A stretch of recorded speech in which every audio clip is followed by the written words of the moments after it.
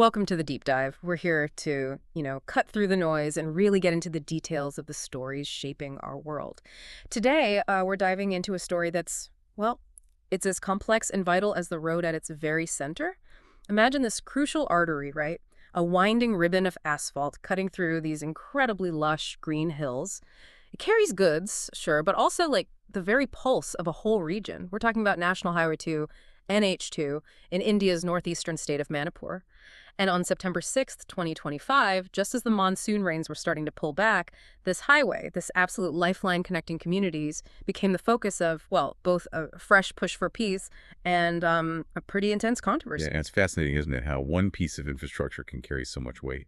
Exactly. So we're venturing deep into Manipur today, a land of stunning landscapes, deep-rooted traditions, and this really complex mix of ethnic identities. It's a place where history, geography, culture, they all weave together, often in, let's say, challenging ways. You've asked us to unpack these recent events around NH2 to try and understand the layers of the ethnic divide it sort of represents, and crucially, explore this delicate search for lasting peace.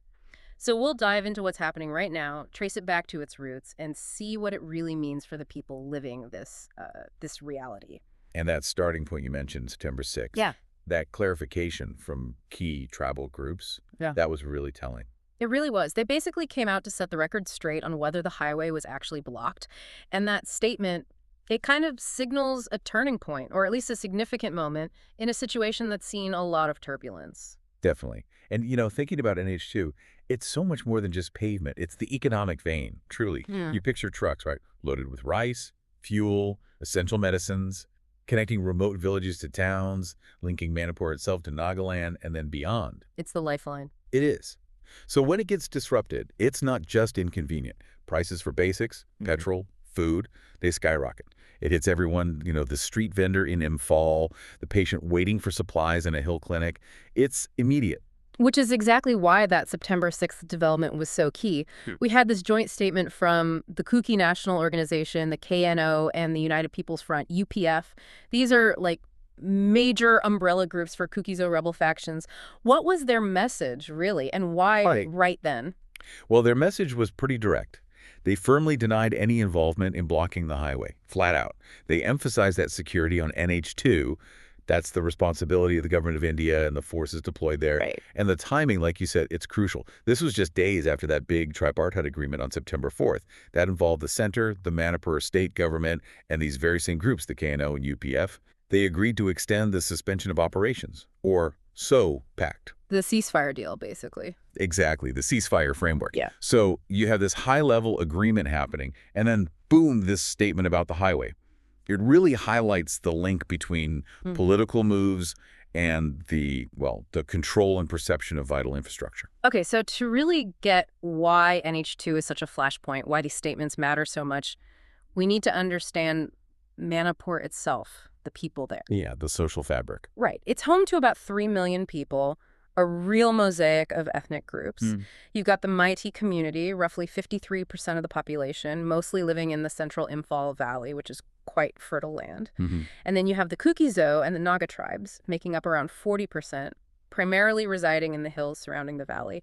Those hills are constitutionally protected. They're cultural heartlands, filled with tradition, folklore, a really strong sense of identity. These are just lines on a map. They're deeply felt divisions with historical weight. Absolutely. And the current wave of unrest, the one that really escalated things, it traces back to May 3rd, 2023.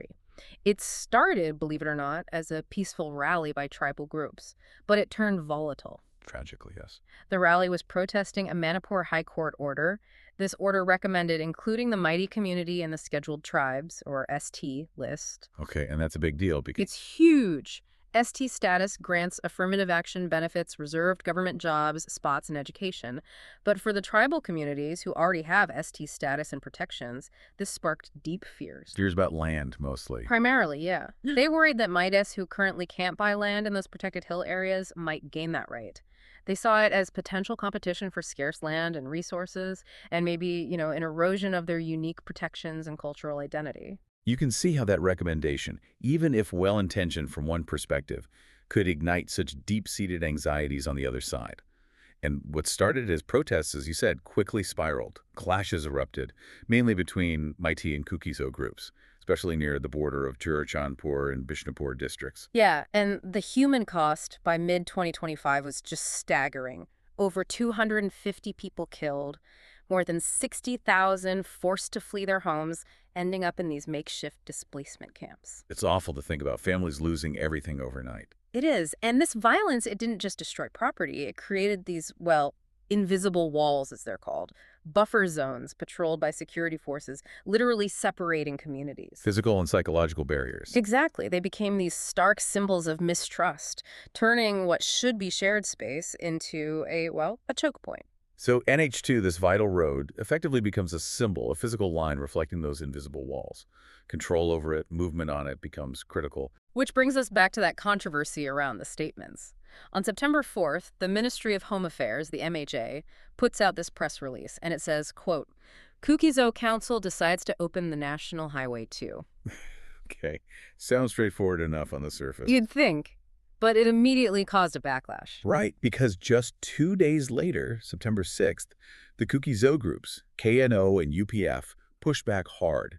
They said, hang on, the highway was never closed by us. Security is the government's job. They felt the MHA's language completely misrepresented the situation. And worse, that it was fueling misinformation in an already incredibly tense environment. It was a direct challenge to the government's narrative. And it wasn't just them. The Mighty Heritage Society also reacted strongly. They called the MHA's wording embarrassing and unacceptable. Why embarrassing? Their argument was that it implied private groups, not the state, were controlling national infrastructure. Their statement was pointed. The fundamental right of free movement will be dictated by militants and private organizations, not enforced by the Indian state. Wow. So that raises a fundamental question, doesn't it? Who's actually in control on the ground? Exactly. But then you have to consider the history, right? Maybe the MHA was trying to acknowledge past realities because blockades have happened. That's the crucial nuance here. While the Kuki-Zo groups were adamant no active blockade was in place right before September 2025, history shows disruptions. Like in July 2023, Kuki groups did lift a 2-month blockade after the Union Home Minister, Amit Shah, appealed to them. Okay, so there's precedent. There is. And the Committee on Tribal Unity, COTU, in Kangpakpi, they announced another blockade in August 2023. So maybe the MHA's reopening language was meant as like a formal signal that things were returning to normal, an assurance to the public? Possibly. But clearly, the way it was phrased just ignited this really sensitive debate about past actions versus present control. It fed into the existing distrust on both sides. Definitely a clumsy move at best, given the context. So, okay, amidst all this, what about the path towards dialogue? How do you turn that choke point back into a bridge? This brings us to the Suspension of Operations Pact, the SUO. Right, the SUO. Think of it like a timeout in a very long, very heated game. It was first signed way back in 2008. Essentially, Kuki-Zo militant groups agree to stop armed activities. In return, they get talks, rehabilitation possibilities. And this recent extension, the one signed on September 4th in New Delhi, that had some specific actions tied to it? It did, very concrete steps. Relocating 7 militant camps away from sensitive, conflict-prone areas, reducing the total number of camps overall, and significantly storing their weapons with the Central Reserve Police Force, the CRPF. Okay, those sound like real de-escalation measures, tangible things. They are. And critically, the pact also reaffirmed Manipur's territorial integrity. Meaning no separate state carved out. Exactly, no separate state. But importantly, it also explicitly paved the way for political dialogue. The KNO and UPF committed to pursuing their goal, which is a union territory with its own legislature for the Kuki-Zo areas, but through constitutional means. Dialogue, not violence. And this agreement didn't just happen in a vacuum, did it? Not at all. Yeah. It came after intense negotiations. And there were strong rumors swirling about Prime Minister Modi planning a visit to Manipur, which would have been his first since the major violence erupted in 2023. Ah, political pressure. Likely a significant factor. That, plus the fact that President's rule had been imposed back in February 2025 after the Chief Minister N. Biren Singh resigned. All this created this sort of pressure cooker environment, pushing these stalled talks towards a breakthrough. It really shows how local conflict and national political agendas intersect. It really does. Stepping back again, Manipur's situation, complex as it is, isn't entirely unique in the region, is it? No, not at all. India's northeast is incredibly diverse. 8 states, over 200 ethnic groups, It's a region that has long grappled with issues of identity, resources, autonomy.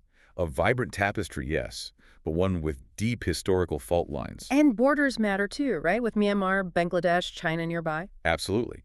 Those borders add layers. You have cross-border migrations, kinship ties that transcend national boundaries, like the Kuki-Zo have with communities in Myanmar.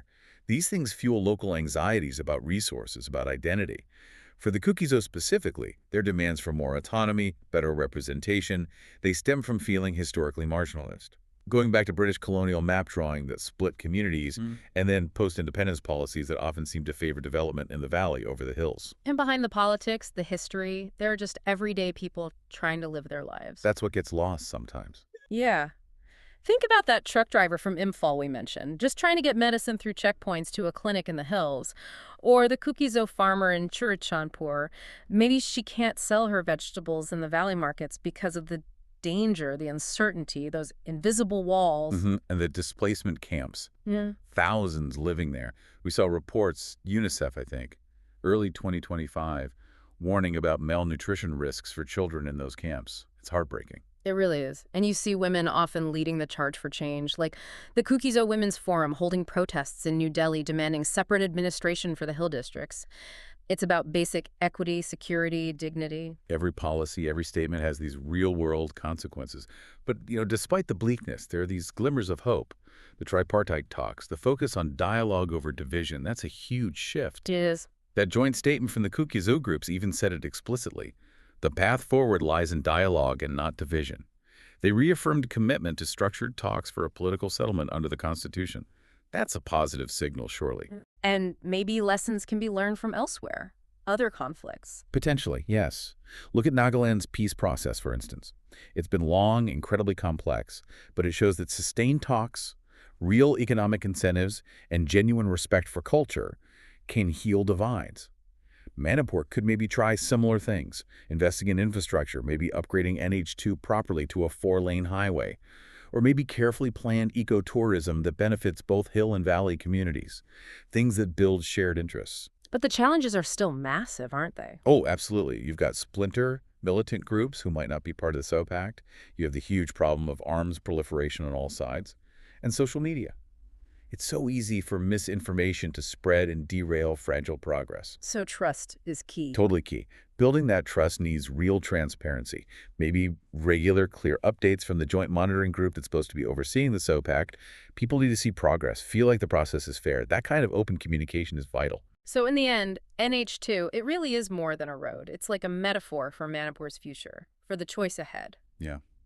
Will it stay a choke point?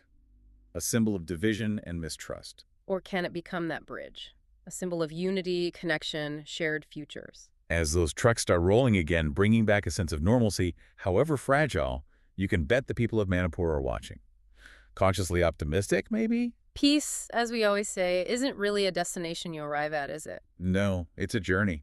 A really long, difficult one. Needs patience, dialogue, and just deep, deep understanding from all sides. So for you listening, as you think about all this, what does it actually take to turn a choke point steeped in conflict and history into a genuine bridge of unity? Especially when trust is so broken, it's a question that echoes far beyond Manipur, really. It makes you think about the very foundations of how peace is built, anywhere.